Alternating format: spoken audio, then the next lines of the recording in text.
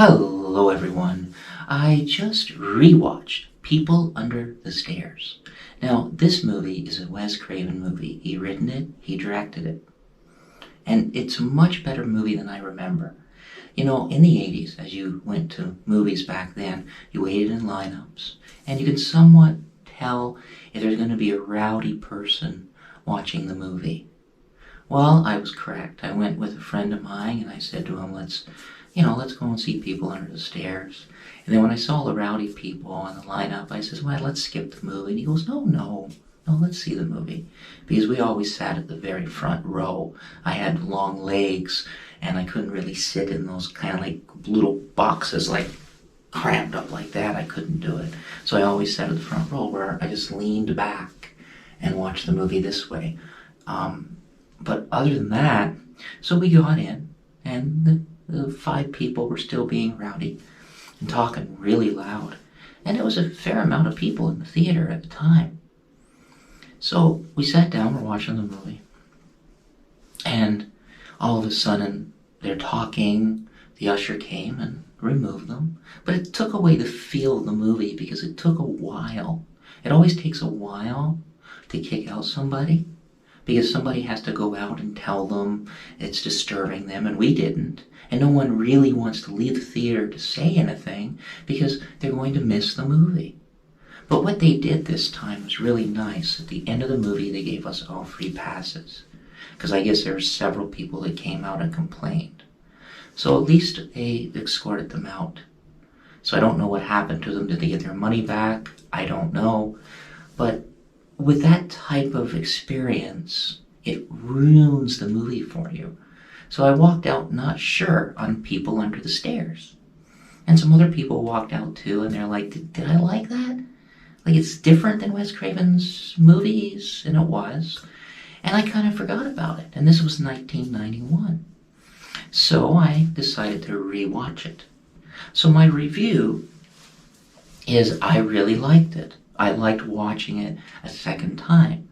And what it's roughly about is there's a poor neighborhood, and there's this rich person that is buying off all the land.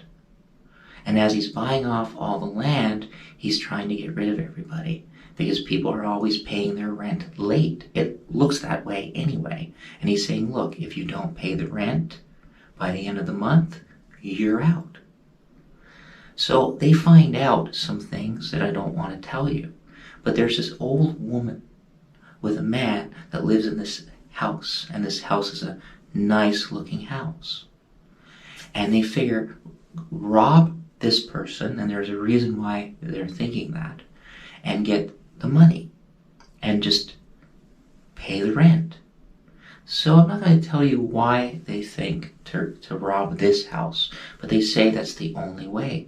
Because if they get kicked out, their mother is very sick, they don't know where they're going to go, they don't know where their next meal is going to come, so they feel that that's their only option.